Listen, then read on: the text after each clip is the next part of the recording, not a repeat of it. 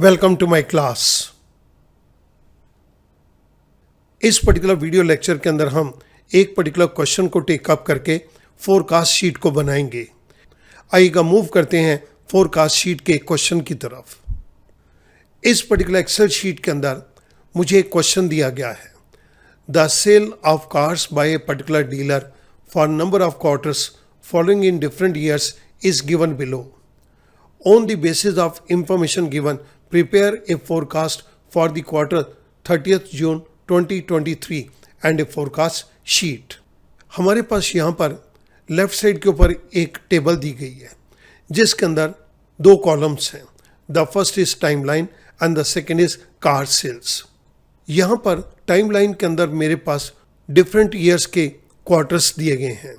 आप नोट करेंगे 2020 ईयर्स के भी हमारे पास 4 क्वार्टर्स हैं, 2021 के भी 4 क्वार्टर्स हैं, 2022 के भी 4 क्वार्टर्स हैं, लेकिन 2023 के मेरे पास 2 क्वार्टर्स दिए गए हैं।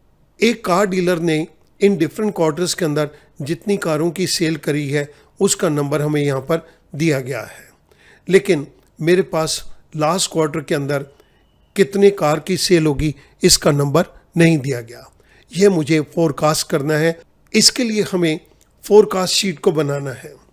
इस फोरकास्ट शीट को बनाने के लिए मैं आपके सामने कुछ नंबर ऑफ स्टेप्स को टेकअप करूंगा।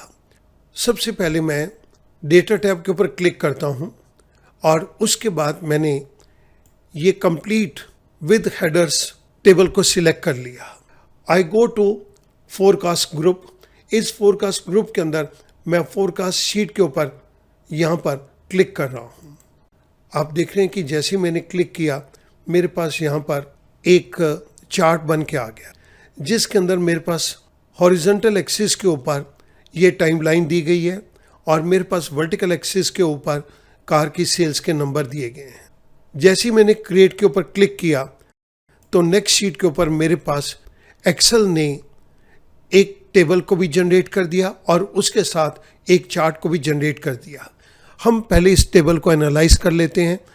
यहाँ तक जो फिगर्स आप देख रहे हैं ये तो हमारी फिगर्स वही हैं जो कि क्वेश्चन के अंदर दी गई थी।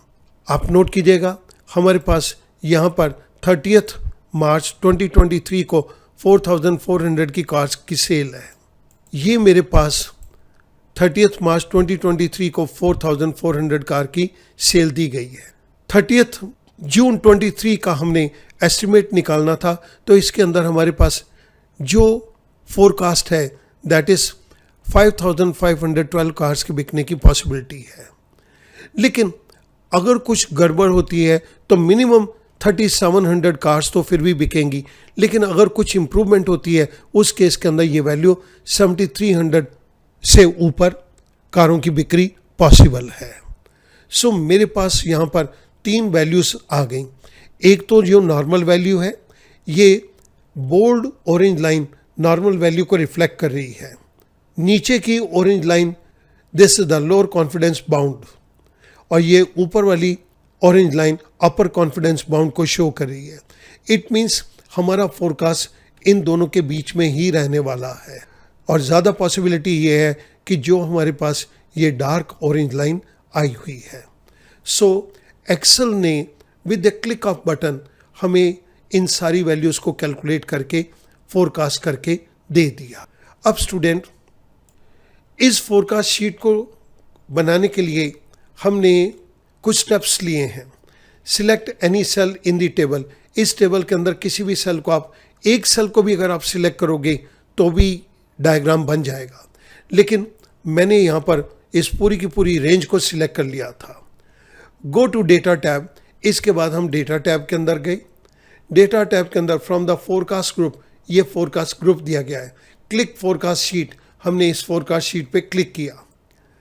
Excel automatically select the rest of data and create a forecast worksheet dialog box is launched. जैसे ही मैंने इसके ऊपर क्लिक किया ये मेरे पास एक क्रिएट फोरकास्ट वर्कशीट का डायलॉग बॉक्स आ गया। जैसे ही मैं क्रिएट के ऊपर क्लिक करूंगा Excel creates a new worksheet which contains a table of both historical and predicted values along with the chart। यहाँ पर हिस्टोरिकल वैल्यूज में जो वैल्यूज मेरे पास हैं और प्रिडिक्टेड वैल्यू जो कि हमने फोरकास्ट की हैं। एक्सेल ने इसको नेक्स्ट शीट के ऊपर बना दिया। मैं उम्मीद करूंगा ये छोटा सा फंक्शन आपको फोरकास्ट शीट को बनाने के अंदर बहुत हेल्पफुल साबित होगा। Thank you very much.